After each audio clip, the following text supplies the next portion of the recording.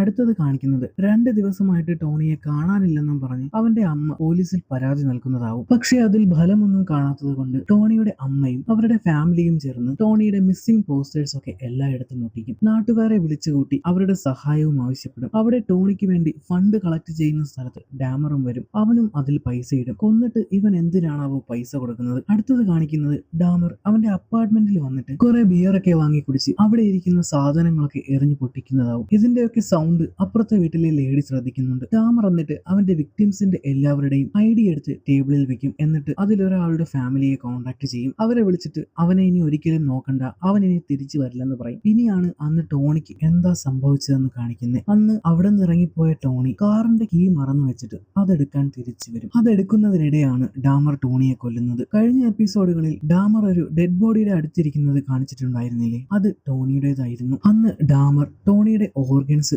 Cook ചെയ്ത് കഴിക്കും.